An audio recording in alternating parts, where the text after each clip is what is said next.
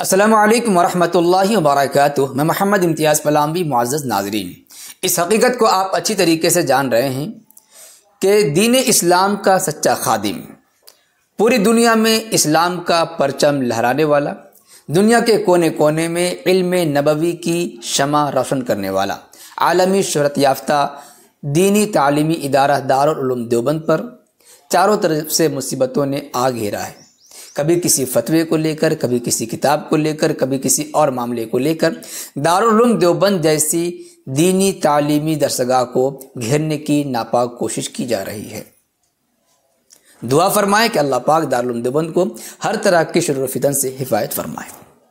अभी ताज़ा मामला ये है कि 2015 में दारुल उलूम देवबंद के दारुल इफ्ता की तरफ से एक फतवा जारी किया गया था ग़ज़वा हिंद के मुतालिक, तो अभी भी दारुल उलूम देवबंद की दारुल इफ्ता वेबसाइट पर वो फतवा मौजूद है।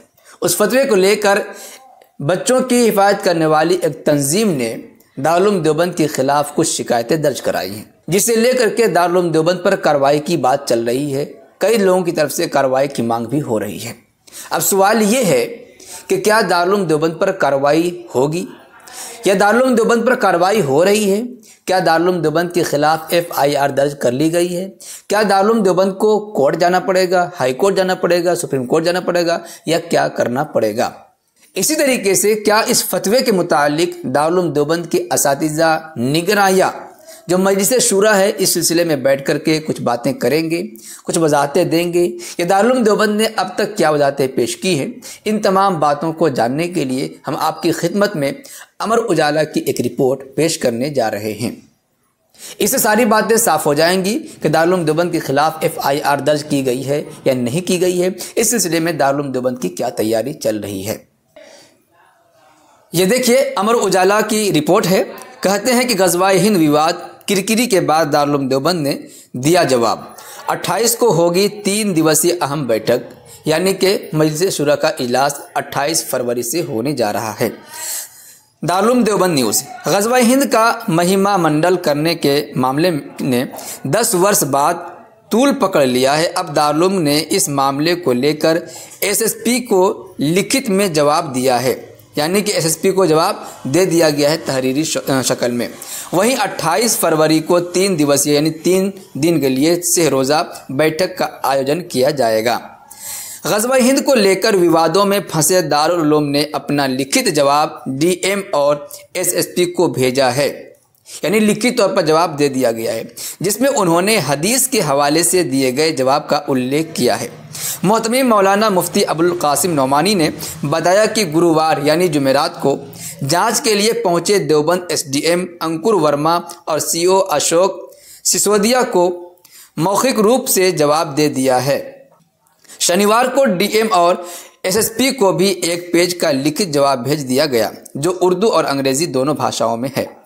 इसमें बताया गया है कि संस्था ने वर्ष 2015 में वेबसाइट पर एक व्यक्ति द्वारा पूछे गए सवाल पर जो जवाब दिया था वो उनकी निजी राय नहीं थी, यानी अपनी ज़ाती राय नहीं थी, बल्कि जो कुछ भी हदीस में लिखा हुआ है उसकी नकल की गई थी। और जाहिर सी बात है, हदीस को बयान करने में हम बिल्कुल आज़ाद हैं, क्योंकि वो हमारी मजहबी आज़ादी के तहत दाखिल है।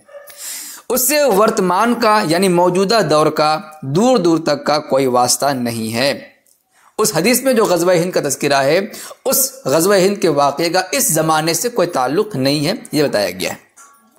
इससे साथ ही मोहतरम मौलाना अबुल कासिम नौमानी ने स्पष्ट कहा, यानी वाज़ेह तौर पर कहा कि वह मामले को लेकर अदालत का दरवाज़ा खटखटाएंगे।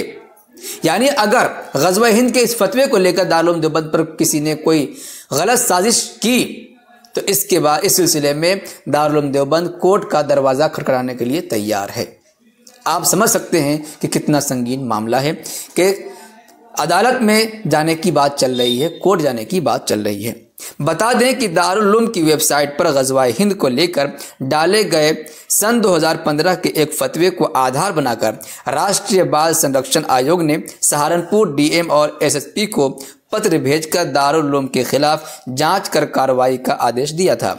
विवादों के बीच दारुल उलूम की सुप्रीम पावर मजलिस शूरा कि 3 दिवसीय बैठक का आयोजन 28 फरवरी से होगा। माना जा रहा है कि इसमें शूरा सदस्य गज़वाए हिंद के मुद्दे को उठाने वाले राष्ट्रीय बाल संरक्षण आयोग को लेकर कोई निर्णय यानी फैसला ले सकते हैं।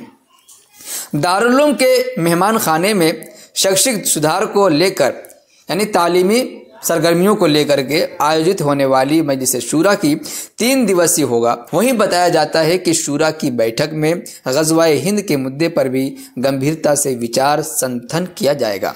माना जा रहा है कि देश के कोने कोने से आने वाले मजलिस शूरा के सदस्य NCPCR द्वारा ग़ज़वाए हिंद का मुद्दा उठाने को लेकर कोई ठोस फैसला कर सकते हैं।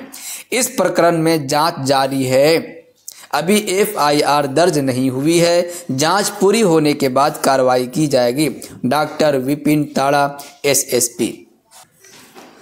मौजूद नाजरीन, अमर उजाला की इस रिपोर्ट से वाज़ेह तौर पर मालूम होता है कि अभी दारुल उलूम देवबंद के खिलाफ FIR दर्ज नहीं की गई है, बल्कि अभी SSP की तरफ से जांच जारी है।